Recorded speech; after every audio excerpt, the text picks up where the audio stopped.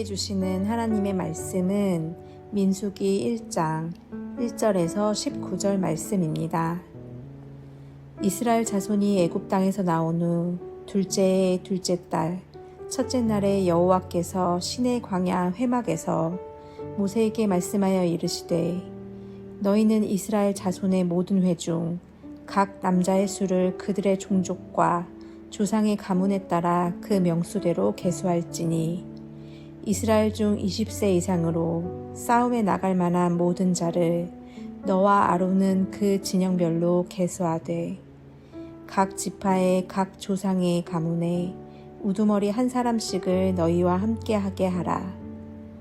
너희와 함께 설 사람들의 이름은 이러하니 르우벤 지파에서는 스데울의 아들 엘리수리오, 시므온 지파에서는 수리사떼의 아들 슬루미엘이요, 유다 지파에서는 암미나답의 아들 나손이요, 이사갈 지파에서는 수알의 아들 느다넬이요, 스불론 지파에서는 헬론의 아들 엘리압이요, 요셉의 자손들 중 에브라임 지파에서는 암미우스의 아들 엘리사마요, 므낫세 지파에서는 브다술의 아들 가말리엘이요, 베냐민 지파에서는 기드오니의 아들 아비단이요, 단 지파에서는 암미사떼의 아들 아히에셀이요, 아셀 지파에서는 오그란의 아들 바기엘이요, 갓 지파에서는 두우엘의 아들 엘리아삽이요, 납달리 지파에서는 에난의 아들 아히라이니라 하시니 그들은 회중에서 부름을 받은 자요 그 조상 지파의 지휘관으로서 이스라엘 종족들의 우두머리라. 모세와 아론이 지명된 이 사람들을 데리고 둘째 달 첫째 날에 온 회중을 모으니 그들이 각 종족과 조상의 가문에 따라 20세 이상인 남자의 이름을 자기 계통별로 신고하매 여호와께서 모세에게 명령하신 대로 그가 시내 광야에서 그들을 계수하였더라.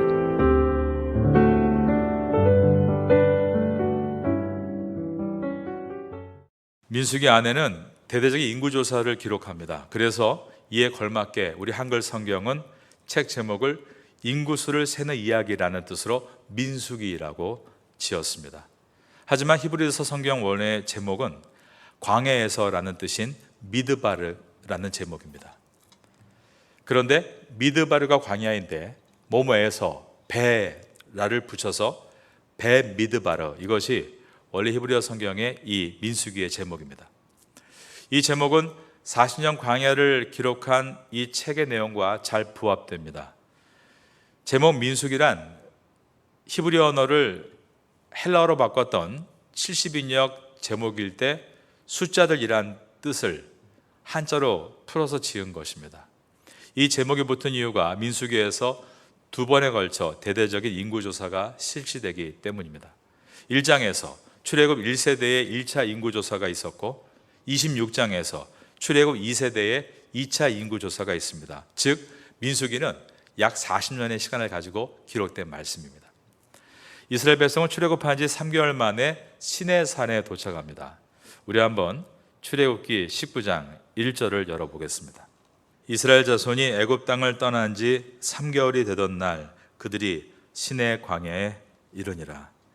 시내산에서 약 11개월을 머물게 됩니다. 그리고 드디어 시내산을 떠나서 가나안 땅의 남쪽 끝인 가데스 바네아를 향해 전진합니다. 시내산에서 11개월을 머무는 동안 하나님의 언약의 말씀, 즉 십계명과 율법을 받았고 그리고 성막을 지었습니다.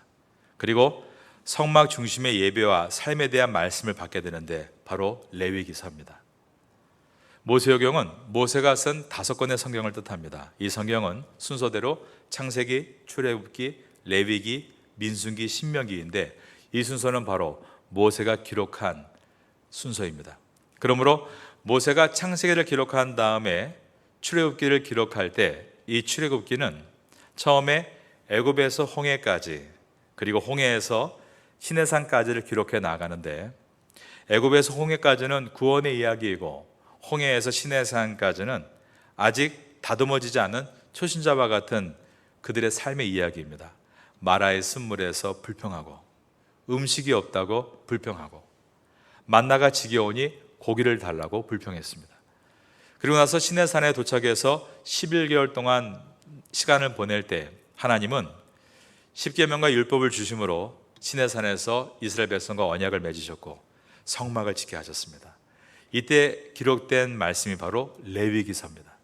그리고 나서 창세기, 출애굽기, 레위기 이어서 민수기를 기록해 나갈 때 민수기는 처음 시작하면서 하나님께서 첫 번째로 하신 인구조사 명령을 기록하고 있는 것입니다.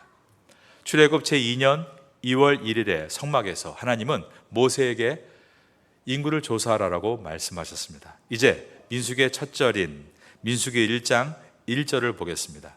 이스라엘 자손이 애굽 땅에서 나온 후 둘째 해 둘째 달 첫째 날에 여호와께서 시내 광야 회막에서 모세에게 말씀하여 이르시되 1장 1절에서 10장 10절은 가나안 땅으로 출발하기 위해서 여러 가지 준비하는 내용들이 기록되어 있습니다. 이스라엘 백성들은 언제 출애굽을 했는가 하면 아비벌 15일에 출애굽을 했습니다. 민수기 33장 3절에 들어있는 말씀입니다. 그들이 첫째 달 15째 날에 람셋을 떠났으니 곧 6월절 다음 날이라. 이스라엘 자손이 애굽 모든 사람의 목전에서 큰 권능으로 나왔으니. 첫째 달은 히브리 달력으로 아비벌입니다. 나중에 바벨론 포로 이후에는 바벨론 언어인 아람어를 사용해서 아비벌을 니산월이라고 부르게 되죠. 기억해야 되는 것은 출애굽한 날짜가 33장 3절과 같이 아비벌 15일이다 혹은 니산월 15일입니다. 이스라엘 백성은 그 전날 어린 양을 잡아서 그 피를 문설주에 바름으로 하나님의 심판이 넘어가는 너물유, 너물월, 유월을 경험했습니다. 하나님은 이제 매년 그것을 절기로 만들어 지키라고 하셨습니다. 바로 유월절이죠. 그렇다면 그 다음 해에 유월절은 언제 지켰을까요? 출애굽한 날이 아비벌 15일이니까 6월 1은 그 전날 아비벌 14일이었습니다. 그래서 매년 아비벌 14일을 유월절로 지켰고 예수님 시대에는 그것을 아람어를 사용해서 유월절을 니산월 14일이라고 부르게 된 것입니다. 유월절을 지키기 위해 예루살렘에 모인 엄청난 유대인들은 유월절이 시작이 되는 니산월 14일 해 지는 때 양고기를 먹는 저녁 만찬을 즐겼습니다. 출애굽 때에는 밤에 옷을 다 입고 허리에 띠를 띠고 지팡이를 잡은 상태에서 떠날 만반의 준비를 하고 어린 양을 불에 구워서 급하게 먹었습니다. 그렇지만 시간이 흐르다가 예수님 시대 때는 온 가족들이 이웃 친지들과 함께 모여서 즐겁게 음식을 먹는 잔치로 바뀌게 된 것입니다. 유월절 식사 때 4번에 걸쳐 포도주를 돌렸습니다. 첫 번째 잔은 내가 너희를 애굽의 고난에서 인도하여 낼 것이다 라는 의미였고, 두 번째 잔은 내가 너희를 노예 상태에서 구원할 것이다 라는 뜻이었으며, 세 번째 잔은 내가 너희를 속량할 것이다 였는데 예수님은 이 잔을 나누실 때 성만찬을 하셨습니다. 내가 너희를 속량할 것이다, 세 번째 잔을 돌리시면서 이 잔은 내 피니라 라고 말씀하신 것입니다. 그리고 네 번째 잔은 내가 너희를 나의 백성으로 삼을 것이다 라는 뜻인데 예수님은 이 네 번째 잔을 마시지 않으시고 하나님 나라에서 새 것으로 마실 때까지 기다리겠다라고 하셨습니다. 마태복음 25장 26절에 들어있는 말씀입니다. 그들이 먹을 때에 예수께서 떡을 가지사 축복하시고 떼어 제자들에게 주시며 이르시되 받아서 먹으라, 이것은 내 몸이니라 하시고, 또 잔을 가지사 감사기도 하시고 그들에게 주시며 이르시되 너희가 다 이것을 마시라, 이것은 죄사함을 얻게 하려고 많은 사람을 위하여 흘리는 나의 피 곧 언약의 피니라 라고 하시며 세 번째 잔을 돌리시고 나서 그 다음에 29절에 보면 그러나 너희에게 이르노니 내가 포도나무에서 난 것을 이제부터 내 아버지의 나라에서 새 것으로 너희와 함께 마시는 날까지 마시지 아니하리라 그러시면서 마지막 네 번째 잔은 드시지 않았다라고 기록이 되어 있습니다. 예수님은 이 6월절 저녁 식사를 하루 전날 저녁에 미리 앞당겨서 하셨습니다. 그 이유는 그 다음날 직접 6월절 어린 양이 되셔서 십자가에서 모든 인류를 대신해 죽으시기 위해서였습니다.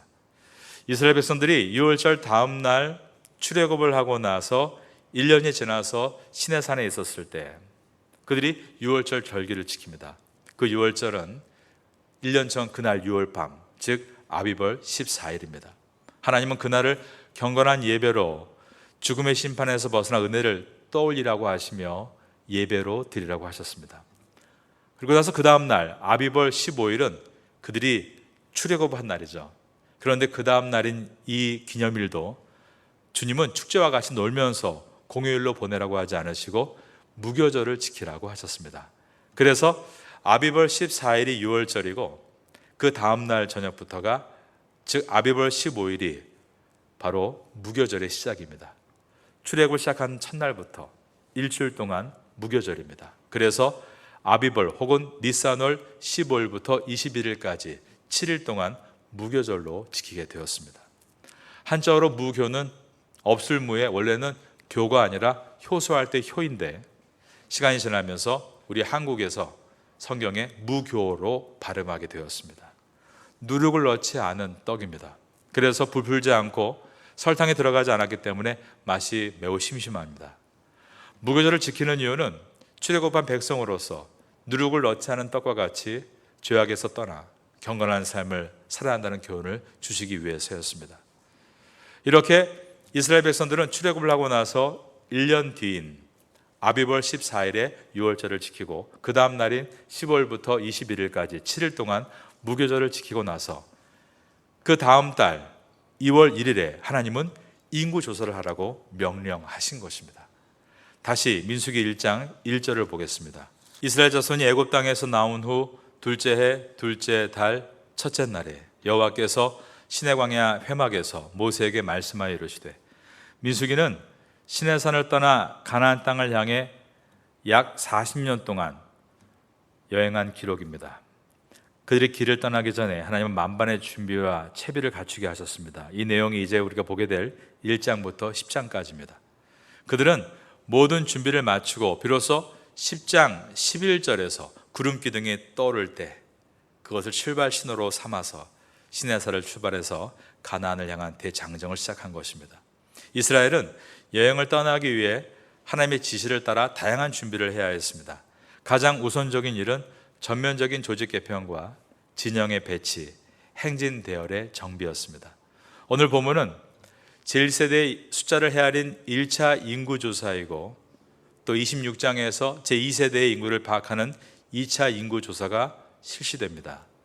두 번 다 위대한 출발을 앞두고였습니다.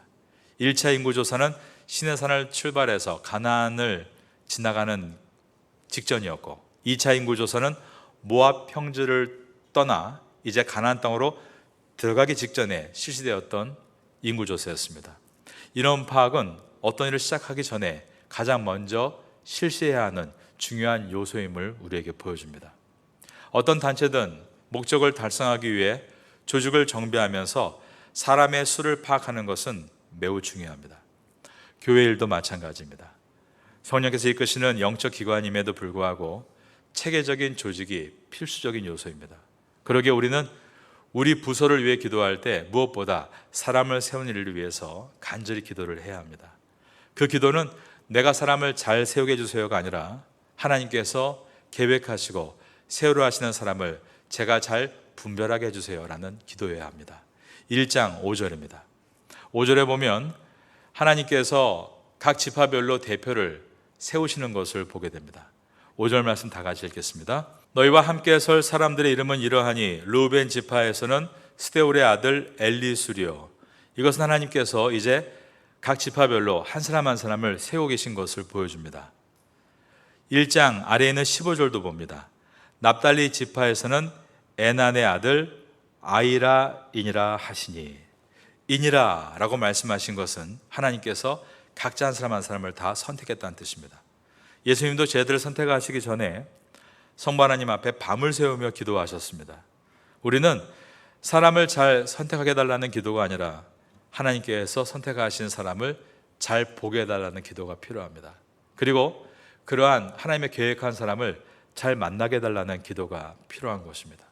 여러분들은 이제 민수를 시작하면서 가장 중요한 것이 사람을 세우는 일임을 다시 한번 기억하시고, 내가 세우는 것이 아니라 하나님이 세우신 사람을 잘 만나게 해달라는 기도를 드릴 수 있는 성도가 될 수 있기를 예수님의 이름으로 축원합니다.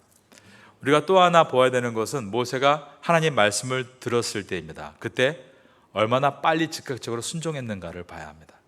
아래에 있는 1장 18절을 보겠습니다. 1장 18절에 보면 둘째 달 첫째 날에 온 회중을 모으니 라고 되어 있습니다. 이 말의 뜻은 하나님께서 명령하신 바로 그날입니다. 둘째 달 2월 첫째 날 1일에 하나님께서 명령하셨는데 바로 그날 모세는 인구 계수를 시작했다라고 되어 있는 것입니다. 모세는 하나님의 명령에 즉각적으로 순종하는 사람이었습니다. 아주 신속하게 인구 계수를 완성해 나아갑니다. 2월 1일에 명령을 받고 2월 21일까지 인구 계수를 마무리하게 된 것입니다. 또한 이 짧은 기간에 인구 계수뿐 아니라 진영의 배치와 행진 대열에 대한 정밀한 지침도 받아서 내리게 됩니다. 이제 이 내용을 우리가 1장과 2장에서 살펴보게 될 것입니다. 80세 모세가 가지고 있는 능력은 바로 하나님 명령에 즉각적으로 순종하는 순종의 영성과 그리고 곧바로 실행하는 그러한 성실함이었습니다. 아무리 젊고 유능하고 가능성이 많다 할지라도 하나님 명령하실 때마다 항상 제대로 순종하지 않고 민기적 거린다면 하나님께서 쓰시기가 무척 어렵습니다.